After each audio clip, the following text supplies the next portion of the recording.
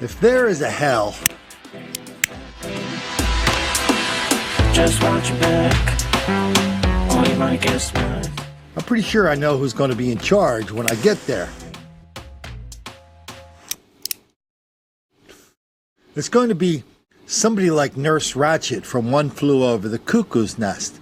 You guys remember her? She was the cloying face of kindness that was always doing something to really suppress you and dehumanize you, even as she dressed it up with a soft voice and a kind manner. And right along Nurse Ratched, I'm pretty sure it's going to be Melinda Gates, the richest woman in the world, wife of the richest dude in the world, Bill Gates, who recently gave a little talk to you and to me, telling us we had to see the error of our ways and admit to our white racism. Having courage to look inward, to evaluate our own biases, and then to commit to making change. Bias may be big, but I think addressing it starts right now, and it starts here. Let's start by having some courageous conversations. So everybody remembers that term, courageous conversations, right? We've talked about that here many times, talked about it on my podcast yesterday. The courageous conversation is the term that's kind of coined by the guy who goes around teaching white teachers how to teach black children. Starts off every seminar by reminding these white teachers they have to be brave enough to admit their own racism before they can expect any success in dealing with black children or black people in general. Remember, that's what Eric Holder also said when he said we are a nation of cowards when it comes to race. The cowardly part is you and I just refusing to admit that we are white racists. You know, one of the biggest expressions of this anti-white racism that we've seen over the last couple of years, it's so popular, is criminal justice reform, where we are letting the fellas out of prison because there are too many black people in prison for no reason whatsoever, and we cannot let them stay in jail while they're being accused of murder because that would criminalize poverty.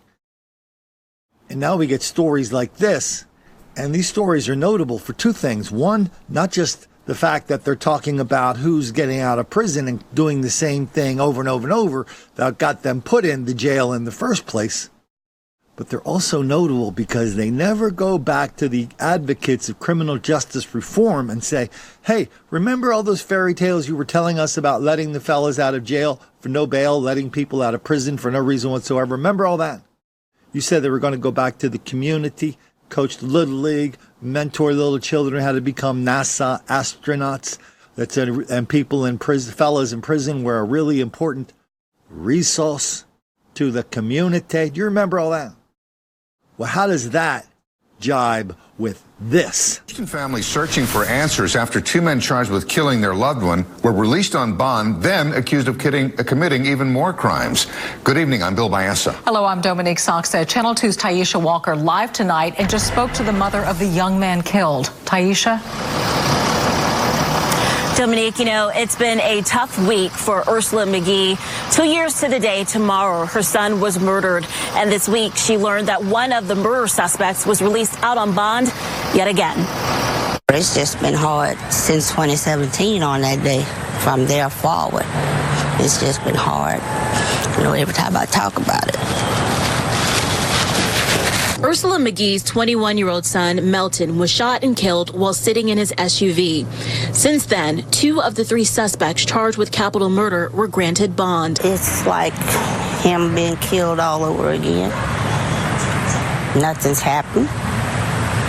So each time they get out, it's like they're killing them again. Horace Harris racked up another felony this past July in connection to a violent carjacking. He got his first bond on Thanksgiving Day. I had a breakdown. Thanksgiving Day. My son's not even here. He gets to go home and eat turkey. Last week, Blaze Vega was charged with evading arrest and unauthorized use of a vehicle, a felony. The officer observed Vega started the engine of that truck and then driving out of the parking lot of that Walmart. Police say the truck was stolen. Despite his capital murder case, Vega was granted a collective $15,100 bond, which he has since posted. We want to know how many offenders are on multiple bonds. Andy Kahn with Crime Stoppers of Houston says he understands the frustration of families like the McGees. It's an obvious violation of your bond when you're charged with another felony, especially if you're on bond for capital murder. That pretty much sends a clue you're not going to abide by the rules and conditions. Hold these people accountable and stop giving them a slap on the wrist. Stop making it about money or politics or whatever it is. According to Crime Stoppers, there are currently about 3,000 defendants currently out on bond for either capital murder, or aggravated assault.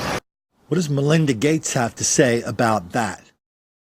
She and Bill were out there going, yeah, white racism is causing too many black people in prison for no reason whatsoever. Let's let them out, people. Another example where we see this white racism being expressed is we are disciplining black children way too much in schools. We're suspending them, we're expelling them 3 times, 5 times, 10 times more than white children. And when they do the exact same thing, that's a lie. And one of these expressions of this enormous level of black violence in school is violence towards teachers that we see 22,000 times a year. Today, in Baltimore, on average, one day, 4 teachers will be assaulted in Baltimore schools. That's every damn day. They usually look something like this. The teacher suffered serious eye injuries during the October 8th fight. The students involved in the assault have been identified, and police have met with juvenile prosecutors. The chief and Officer Schubert would like felony charges filed. This exclusive cell phone video obtained by the Fox 8i team shows a Euclid High School teacher trying to break up a fight earlier this month by removing one student from a loud verbal argument. But as the student is being removed, a large crowd follows the teacher. The teacher, who's wearing a light-colored shirt and has her hair in a ponytail, can be seen on the video being assaulted.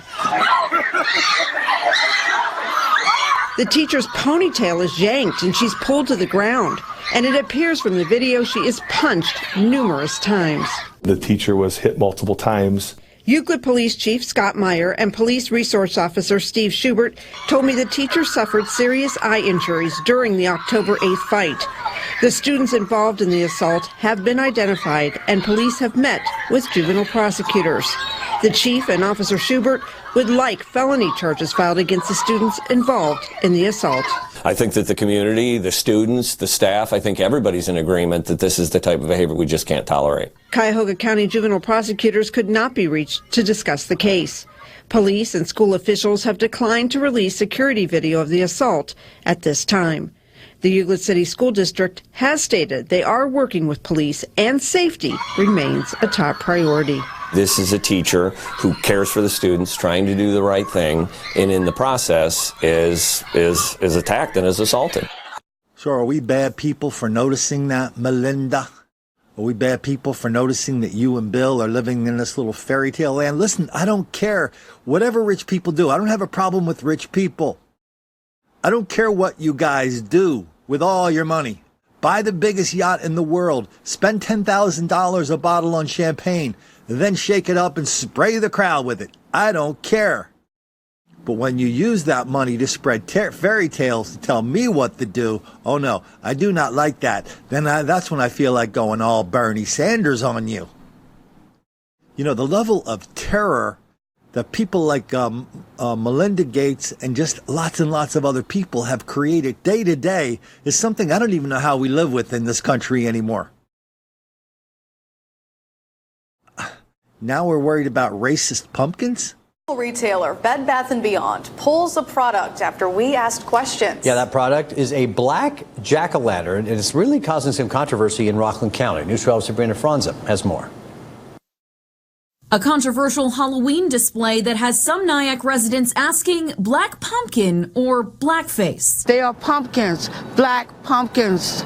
idiots. That's all there is. Local NAACP Director Wilbur Aldridge saying it shows a, quote, extreme lack of sensitivity. I think that they did the right thing, but I also think that they're entitled to the way that they feel. And with this reaction, the law firm decided to take those pumpkins down less than 48 hours after setting them out on the porch. We understand that someone complained about them, and so once we got word of that, we immediately took them down. Mary Marzola says the pumpkins, personalized with the names of each partner at the Feerick, Nugent, and McCarthy law firm, were never meant to offend anybody. We represent people of all colors and faiths, and we would never do anything to exclude anyone from any community. Her associate, Alex Shaw, says he never thought twice about the jack-o'-lanterns. And it is just not something that I took offense to personally, but since it did offend somebody, the firm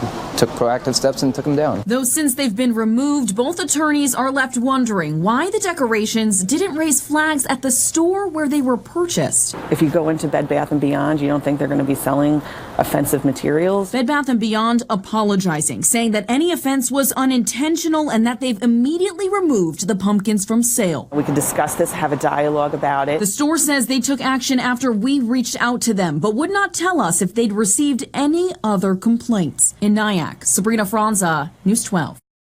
Okay, Melinda, you want to have a little bit of a courageous conversation? Here it is.